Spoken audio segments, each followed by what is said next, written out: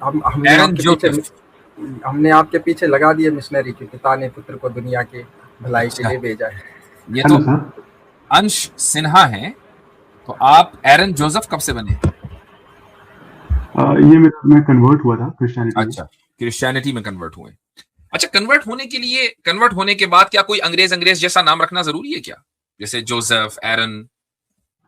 अब उन्होंने नाम तो दिया था मेरा, ये वजह हम्म, है ना। पर अभी क्या है कि डॉक्यूमेंटेशंस में मैंने कन्वर्ट नहीं किया है। हाँ। हम्म, नहीं नहीं, तो मैं सर मैं मैं एक सवाल आपसे ये कह रहा हूँ, ये जो जोसेफ है या एरन है, ये हम्म, कोई आ, मजहबी नाम तो है नहीं, ये तो कल्चरल नाम है ना? हाँ, तो वो चर्च में हमें बोला कि आप अगर कन्वर्ट करना चाहते हैं, वो मुझे मिरेकल्स दिखा के, मतलब ऐसे मेरे फादर्स को उन्होंने कन्वर्ट किया था। पर वो उन्होंने नाम तो बदला नहीं, पर मुझे अब वो बोलते हैं कि आप अपना नाम बदलिए, क्योंकि आप इंडियन नाम नहीं रख सकते हैं। ये वाली क्यों? प्रॉब्लम है। क्यों? वो चाहते हैं कि उनकी जो लीनियज है वो अ, दिखे यूरोप से वगैरह हाँ। वगैरह। तो कल को अगर यूरोप में कोई दूसरा रिलीजन आ जाए फिर क्या होगा? That I don't know. But मैं थोड़ा सा आपसे सवाल पूछना चाह रहा था जी। बाइबल से। हम्म। सी, मेरा जो इनिशियल रिलीजन था वो बुद्धिज्म था, है ना। सो मैं ये बोलना चाह रहा हूँ कि अ, मैं ये दोनों, जैसे मैं बाइबल पढ़ रहा था और फिर मैं इस्लाम में भी पढ़ रहा हूँ।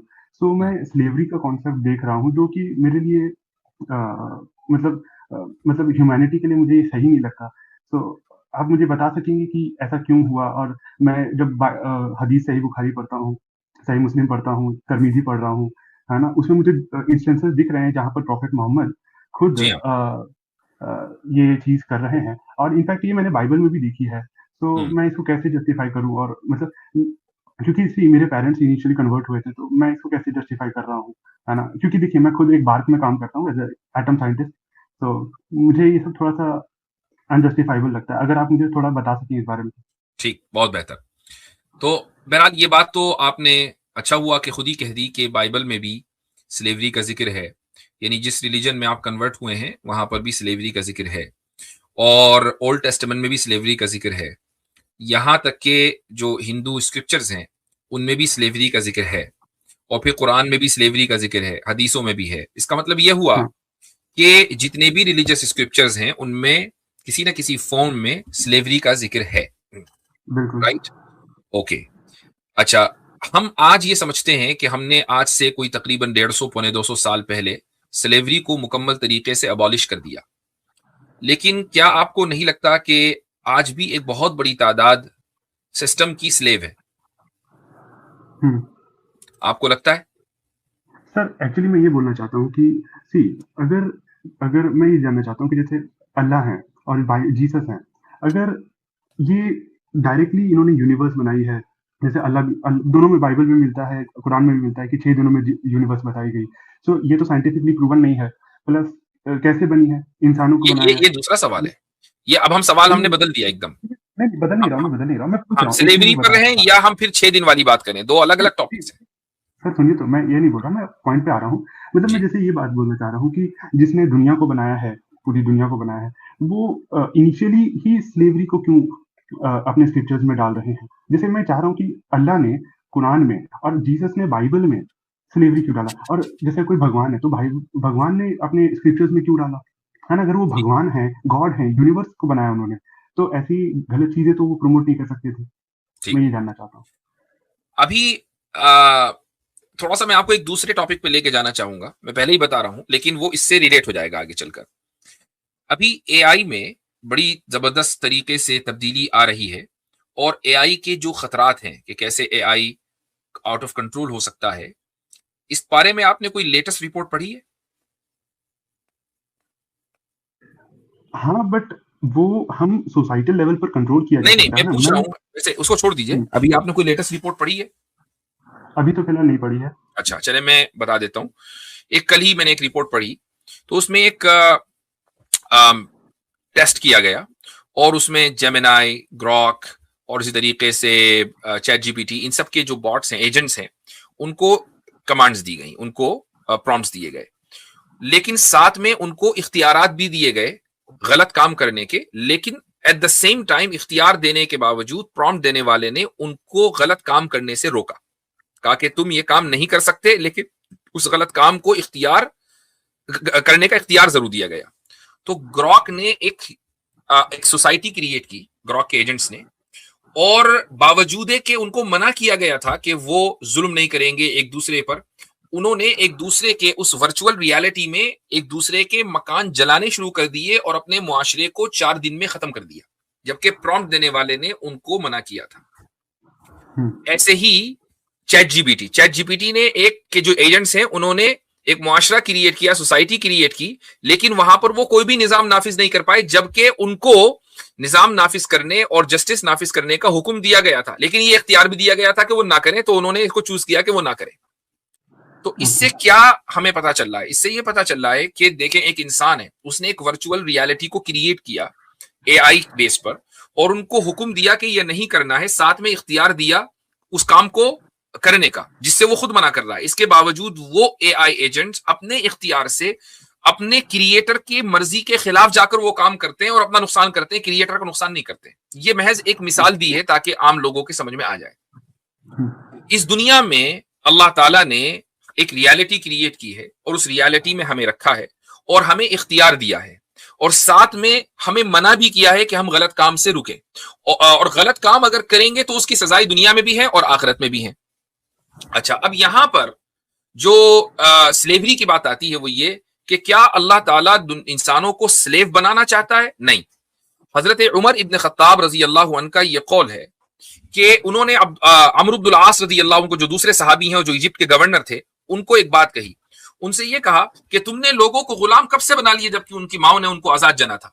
इसका मतलब ये हुआ कि इस्लाम के जो दूसरे खलीफा हैं उन्होंने वाज़ेह अंदाज से ये डिक्लेयर कर दिया कि इस्लाम लोगों को गुलाम बनाने के लिए नहीं आया है बल्कि लोगों को आजादी दिलाने के लिए आया है। हाँ, अगर कोई आदमी उस आजादी का गलत इस्तेमाल करता है और दूसरों पर जुल्म करता है, दूसरों पर हमला करता है, तो उस शख्स के ईवल को और उसका जो जुल्म है उसको रोकने के लिए फिर गुलामी को एक्टिवेट किया जाएगा, उस शख्स को गुलाम बनाया जाएगा ताकि उसके जुल्म से लोगों को महफूज रखा जा सके। ये ईवल को कंट्रोल करने के लिए है, ना ये कि अल्लाह ताला बड़ा खुश हो रहा है कि लोग गुलाम बन रहे हैं और बांदिया बन रहे हैं। ये ऐसा ही है कि जैसे कि आप मुजरिमों को जेल में डालते हैं, किसी को सजाए उम्र कैद हो जाती है, तो उम्र कैद की सजा में वो उम्र कैद काट कर ही वो तो निकलने वाला है नहीं, उसको तो मरना जेल में है। इल्ला ये कि आप उम्र कैद को भी डिफाइन कर दें 14 साल, लेकिन ऐसा होना नहीं चाहिए। उम्र कैद का मतलब उम्र कैद। तो बंदा जो जेल में चला गया, क्यों डाला आपने उसको उम्र कैद में? इसलिए डाला ना कि उसने मुआशरे को खराब किया, उसने जुर्म किया। अगर वो बाहर रहेगा तो मजीद जुर्म करेगा, तो उसको अंदर डाल दो। तो गुलामी से बढ़कर है उम्र कैद। और आज के दौर में दुनिया के हर मुल्क में ऐसी जेलें मौजूद हैं कि जहां उम्र कैद की सजा काटने वाले कैदी मौजूद है, लेकिन कोई उनके हक में नहीं बोलता, चूंकि उनके हक में बोलना भी नहीं चाहिए।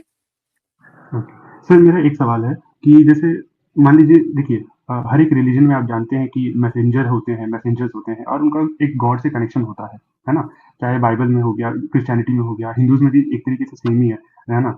और इस्लाम में भी इस तरीके से है। बुद्धिज्म थोड़ा सा अलग है क्योंकि वो एक इंसान थे, है ना? गौतम बुद्ध।